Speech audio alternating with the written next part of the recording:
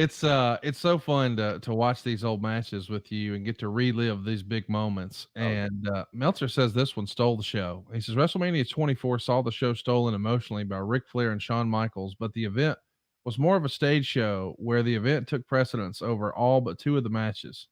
Then when he broke down your match, which went 20 minutes and 23 seconds, he loved it. He gave it 3.5 stars, and he says really great storytelling. And you have to give Flair all the credit for going a long, hard 20 minutes with no resting.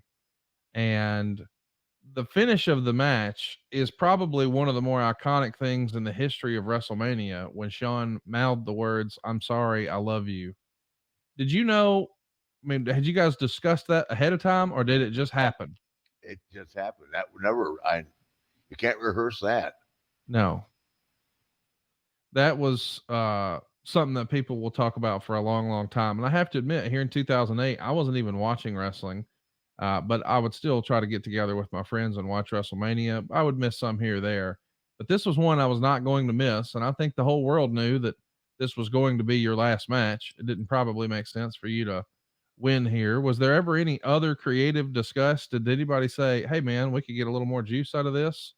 No, no, they were, and I was happy with it.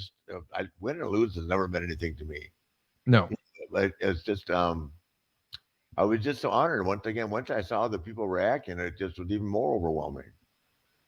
You never, I mean, you walk out that door, you don't know what they're going to do. And then when I see this, hell, I was crying walking to the ring.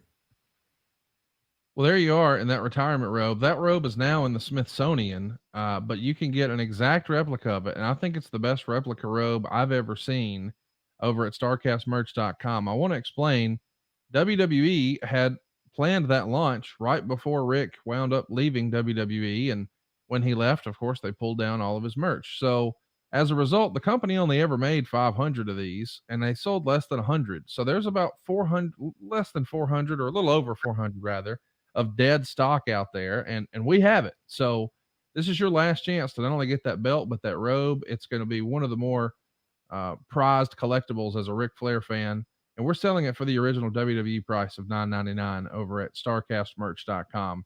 A pretty fun robe, and it feels like a tribute to your Starcade 83 robe, but a little modernized from Yeah, Redheaded Stitch Terry, I believe, right? Terry made it. Yeah, absolutely beautiful. Boy, and she worked on it right up to the last minute too. It was pushed. It's absolutely beautiful.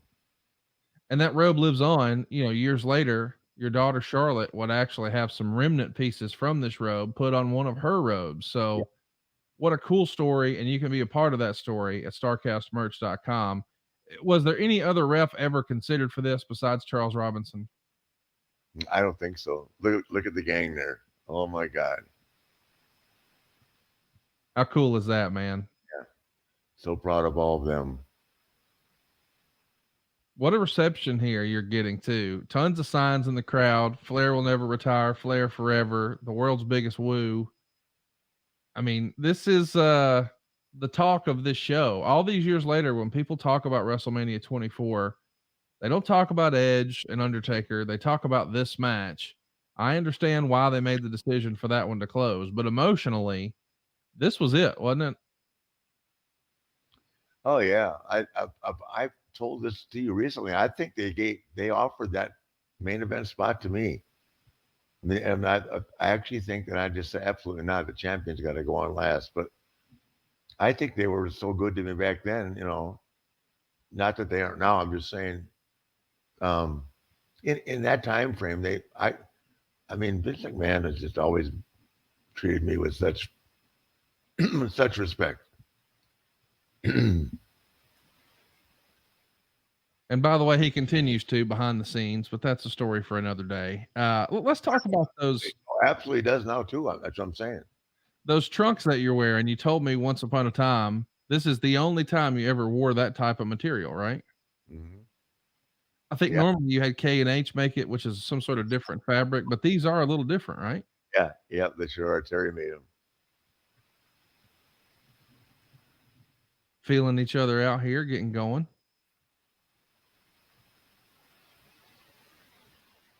Where does Shawn rank as far as your all-time favorite opponents? I know you had some classics with Terry Funk and Ricky Steamboat and a whole bunch of other folks, but Not as far Well, as the best opponent, but just for you. he and Steamboat are the two best workers in the business Mm, ever to this day. Steamboat, Rick,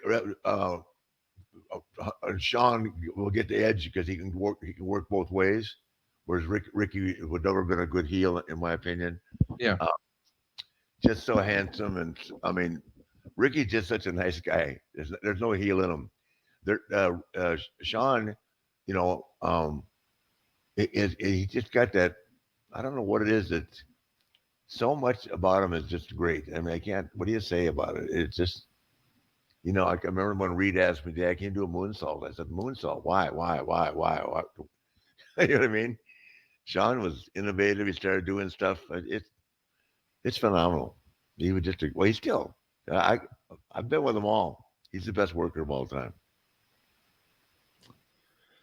Adam would say, I feel the WrestleMania match and the tribute the night after were perfect. Is there anything Rick would have changed about either night? Watch